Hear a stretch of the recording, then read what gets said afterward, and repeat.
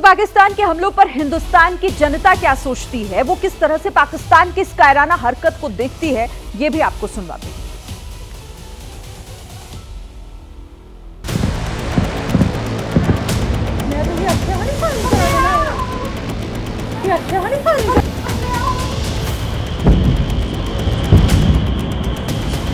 पाकिस्तान को हम जनता की तरफ यही कहना चाहते हैं कि बाप बाप है और बेटा बेटा है। बाप से उलझने की कोशिश ना करे, नहीं तो नुकसान भुगतना पड़ेगा। कहते हैं ना कि अगर कोई मेरी माँ की तरफ आंख उठा के देखेगा तो मैं उसकी आंख निकाल लूंगा। तो इस बार यही मोदी ने दिखा दिया है।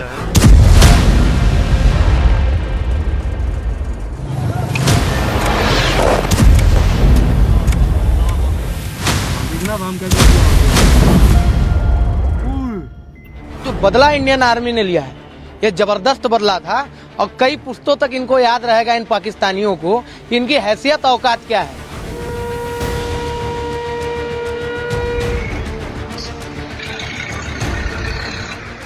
डर गया वो और कुछ नहीं है। डर के मारे वो कर रहा है, ये ऐसी बातें कर रहा है, उसमें लड़ने की ताकत नहीं है। वहाँ का जो एयर डिफेंस है उन्होंने ऐसा मुंह तोड़ जवाब दिया है कि उनको वापस जाना पड़ा, पर वापस जाते टाइम भी उनका जो फाइटर जेट है वो भी यहाँ पर गिराया था।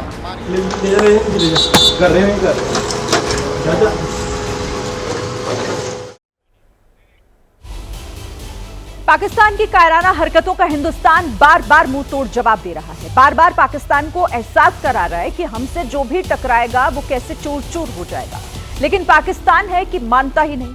तनाव के इस माहौल में आपको दिखाते हैं हिंदुस्तान की वो ताकत जिसको देखने के बाद आपका भरोसा और मजबूत हो जाएगा कि आप सुरक्षित हैं, और पाकिस्तान की तो उल्टी गिनती शुरू हो चुकी है।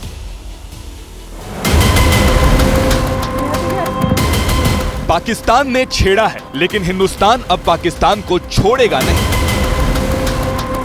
ये तस्वीरें बताने के लिए काफी है कि पाकिस्तान अगर गलती करेगा तो भारत हर बार का पलटवार सूद समेत लेगा। बदले की इस लड़ाई में अब आगे क्या होगा? क्या अब युद्ध होगा? पाकिस्तान जैसी कायराना हरकत बार बार लगातार कर रहा है, उससे भारत के सामने युद्ध का विकल्प खुल गया है। भारत पहले ही साफ कर चुका है कि पाकिस्तान ने उकसाया है, इसलिए अब उसकी खैर नहीं।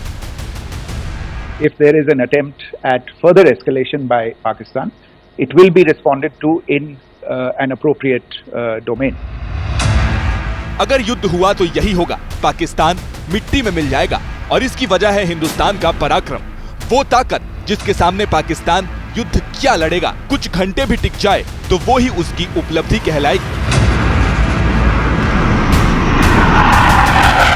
सबसे पहले हिंदुस्तान की शौर्य शक्ति देखिए।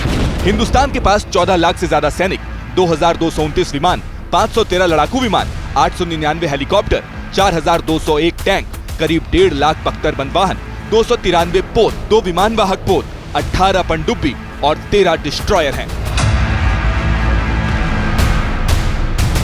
पाकिस्तान के सैनिकों की संख्या हिंदुस्तान से आधी से भी बहुत कम है, तो बाकी ताकतों की तो तुलना ही नहीं की जा सकती।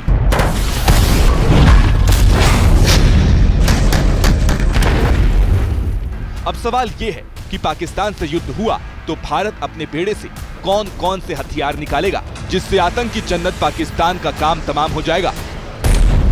सबसे पहले बात वायुसेना की करेंगे, जो मौजूदा दौर के युद्धों में सबसे अहम भूमिका निभाता है।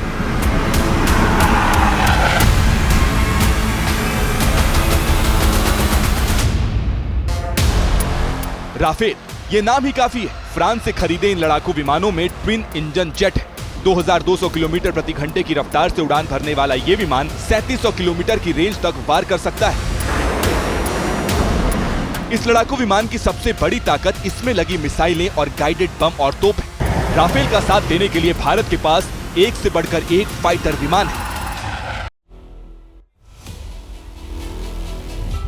देखिए, पाकिस्तान हर बार मुंह की खाता है। जब जब उसने सर उठाने की कोशिश हिंदुस्तान के सामने से की है, वो हमेशा अपने ही मुंह के बल किस तरीके से गिरता है, जख्मी होता है, कई बार उसकी कमर टूटी है, लेकिन बावजूद इसके मानने को तैयार नहीं। और इस बार भी कुछ ऐसा ही हुआ। उसे लगा कि वो इस तरीके के हमले करेगा, वो भारत को नुकसान पहुंचाएगा, लेकिन देखिए कैसे एक एक कर, चाहे मिसाइल हो, चाहे उसके ड्रोन हो, हवा में ही हमारे एयर डिफेंस सिस्टम ने, हमारे जवानों ने उन्हें मार गिराया है। और एक बार फिर से वो पूरी दुनिया के सामने भी एक्सपोज हो गया है कि पहले आतंकी हमला कराता है, उसके बाद किस तरीके से वो दूसरे देशों की तरफ इस आतंक भरी निगाहों से देखता है। और भारत तैयार पहले भी था, आज भी है और हमेशा रहेगा, क्योंकि बात जब देश की सुरक्षा की होती है तो हमारी सेना किस तरीके से सामने वाले को जवाब देना जानती है, ये एक बार फिर से साबित हो गया है। और इस बार भी बिल्कुल ऐसा ही हुआ। कोशिश की गई थी सैन्य ठिकानों को नेस्तनाबूद करने की, लेकिन कैसे उनके जो वहां से मिसाइल आए हैं, जो ड्रोन आए हैं, सब कुछ तहस नहस हो गया है। कई प्रोपेगेंडा फैलाने की कोशिश इस बार भी की गई पाकिस्तान की तरफ से, लेकिन उसका झूठ एक एक कर बेनकाब हो गया है कि किस तरह से वो बार बार इस तरीके के झूठ बोलकर एक प्रोपेगेंडा बनाने की कोशिश करता है। देखिए, आतंकी ठिकानों पर भारत के हमले से बौखलाए पाकिस्तान ने कल रात भारत के सरहदी राज्यों को निशाना बनाकर ड्रोन अटैक किया। सेना और विदेश मंत्रालय के मुताबिक गुरुवार रात पाकिस्तान ने लगभग यहां 400 ड्रोन दागे और इस दौरान भारत के 4 राज्यों को निशाना बनाया गया। 4 राज्यों में 36 जगहों पर ड्रोन से हमला किया गया। इस दौरान पाकिस्तान ने कई जगह स्वॉर्म ड्रोन यानी कि ड्रोनों के झुंड दागे हैं। कई जगहों पर बड़े ड्रोन से अटैक किया गया। विदेश मंत्रालय और सेना के मुताबिक हमले में तुर्की में बने हुए ड्रोन का इस्तेमाल किया गया है। जानकारी के मुताबिक किसी भी ड्रोन में वॉरहेड यानी बारूद नहीं था, बल्कि ज्यादातर ड्रोन में सिर्फ छर्रे भरे हुए थे।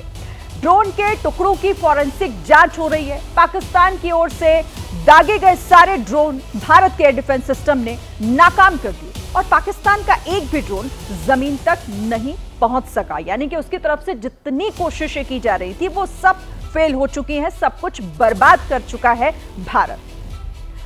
देखिए, शहबाज और आसिम मुनीर ने भारत पर हमला करके जो गुनाह किया है उसकी सजा तो दोनों को मिली है, लेकिन उससे पहले पाकिस्तान के अंदर की उनकी हरकतों के साइड इफेक्ट इसके दिखने शुरू हो गए हैं। पाकिस्तान की संसद के भीतर ही शहबाज शरीफ को गीदड़ और बुज़दिल कहकर धिक्कारा जा रहा है। जंग में पाकिस्तान की औकात जानने वाले उसके लोगों ने तो रोना भी शुरू कर दिया है, क्योंकि मालूम है भारत को छोड़ने का, यहां छेड़ने का अंजाम कितना बुरा होने वाला है। शेरों का लश्कर, उसका सरदार गीदड़ हो तो वो नहीं लड़ सकते, वो जंगे हार लेते।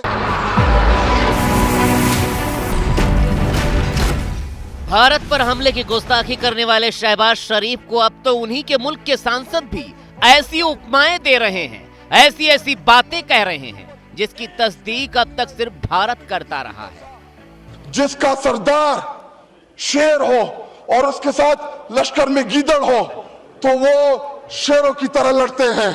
अगर शेरों का लश्कर, उसका सरदार गीदड़ हो तो वो नहीं लड़ सकते, वो जंगे हार लेते हैं। अपने ही घर में शहबाज शरीफ को गीदड़ और अब मोदी को शेर बताया जा रहा है, क्योंकि पाकिस्तान ने जो कुछ सोचा था उसका सारा घिनौना प्लान धरा का धरा रह गया। जो डींगे मारकर आसिम मुनीर ने अपनी सेना और आईएसआई से भारत पर हमला कराया, वो सारा हमला महज चंद मिनटों में फेल हो गया। पाकिस्तान की जंगी पावर टाएं टाएं फिस हो गई और अब जब भारत ने पाकिस्तानियों को साक्षात काल के दर्शन कराने शुरू कर दिए तो इन तस्वीरों को देखकर आम पाकिस्तानी तो छोड़िए, पाकिस्तानी संसद में सांसद भी शहबाज शरीफ को कोसने लगे हैं। उनको गीदड़ से लेकर बुज़दिल बताने लगे हैं। इनका नाम शाहिद खट्टर बताया जा रहा है और ये पीटीआई के सांसद हैं। कि हमारा लीडर जो कौमी लीडर होता है या जो वज़ीर आज़म होता है वो आईना होता है, वो फेस होता है, उसकी तवक्को है कि हमारी सियासी क़यादत वो दलेरी के साथ मुकाबला करेगी। जी, वाइंड अप करें, जुम्मे का टाइम है। आखिरी 2 मिनट दे जी। लेकिन जब आपका वज़ीर आज़म, जब आपका लीडर बुज़दिल हो, वो मोदी का नाम ना ले सके, उसको आप क्या पैगाम दे रहे बॉर्डर पे लड़ने वाले जवान? डर के आलम की पाकिस्तानी संसद से आई सिर्फ यही तस्वीर नहीं है। कल भी पाकिस्तान की संसद से शहबाज शरीफ और नाकारा आसिम मुनीर की बुज़दिली में लिपटा सबूत आया था।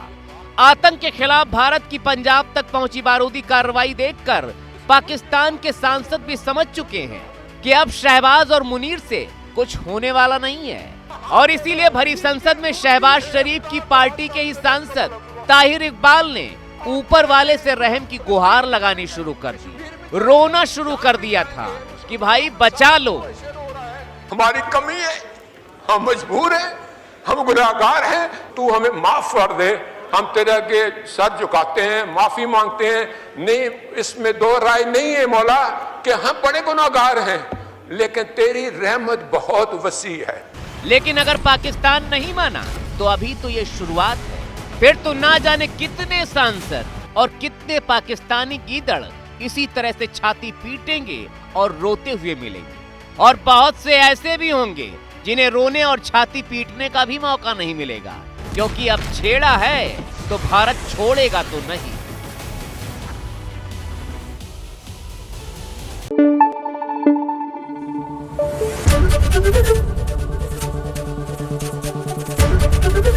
एबीपी न्यूज आपको रखे आगे।